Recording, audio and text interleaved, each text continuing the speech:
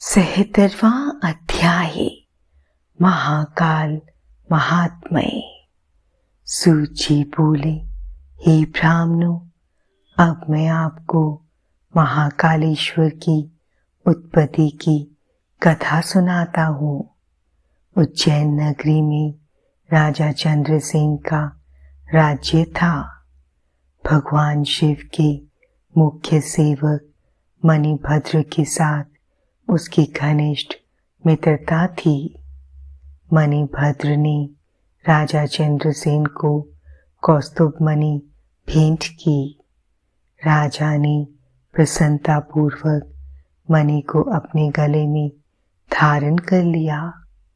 वह कौस्तुभ मणि सूर्य के समान चमकती थी, जिसे देखकर अन्य राजा चंद्रसेन से ईर्ष्या करने लगे। सब राजाओं ने मिलकर चंद्रसेन पर आक्रमण कर दिया। जब राजा चंद्रसेन चारों ओर से अन्य राजाओं की चतुरंगी सेना से घिर गया, तब वह अपने प्राणों की रक्षा करने के लिए महाकालेश्वर ज्योतिर्लिंग की शरण में गया और भक्ति भावना से देवादिदेव महादेव जी का पूजन करने लगा। राजा चंद्रसेन भगवान शिव के पूजन में मगन था। उसी समय एक विधवा गोपी अपने छोटे से बालक को गोद में लिए वहां आई। वे बालक राजा को शिव पूजन करते हुए देखता रहा। जब गोपी वापस घर आ गई, तब वह बालक मन में शिव पूजन का निश्चय करके कहीं से एक पत्थर ढूंढ लाया और उसने स्थापित करके धूप, दीप, गंध, पुष्प, नैवेद्य से उसी प्रकार पूजने लगा जिस प्रकार उसने राजा को करते देखा था।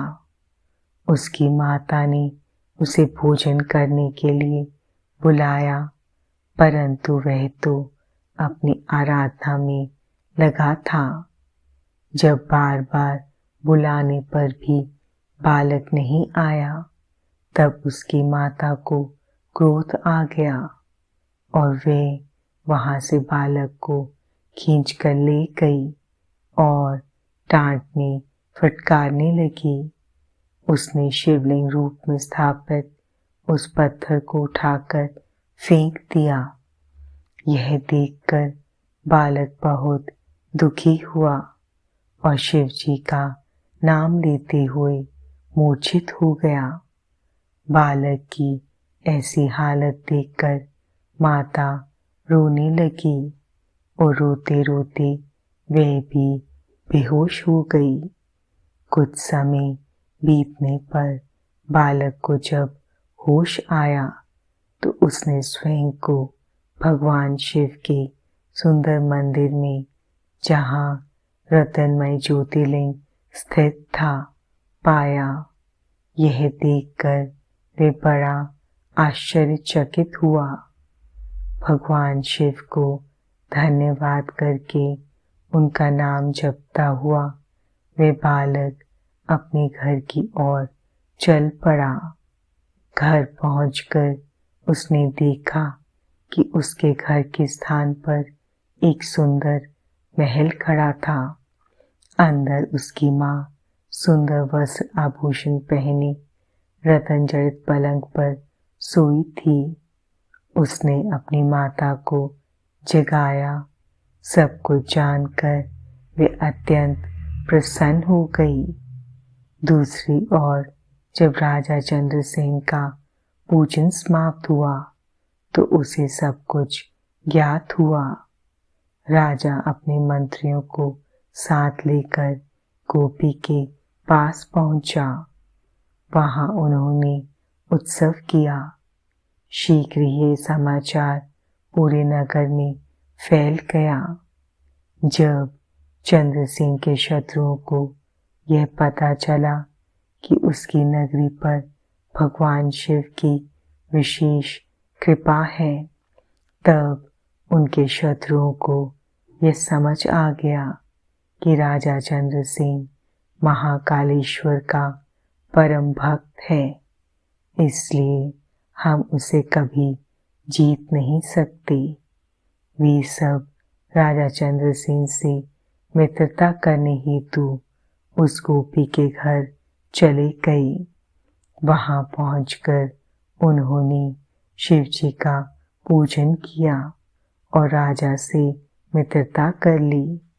तभी वहां हनुमान जी ने प्रत्यक्ष दर्शन दिए।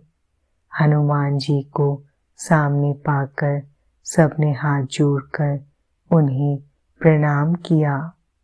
हनुमान जी ने उस बालक को गले लगाया और बोले, इस संसार का कल्याण करने वाले भगवान शिव हैं। वे भक्तवत्सल हैं और सदा ही अपने भक्तों पर कृपा दृष्टि रखते हैं। इस बालक ने सच्चे मन से शिव जी की स्तुति की, जिससे प्रसन्न होकर शिव जी ने इसके सभी दुखों को दूर किया है। इस लोक में सभी सुखों को भोगकर इसे मोक्ष की प्राप्ति होगी। यह 8वां महायज्ञ पुरुष होगा और नंद नाम से जाना जाएगा। भगवान विष्णु जब कृष्ण का अवतार लेंगे तो इसी के घर में निवास करेंगे।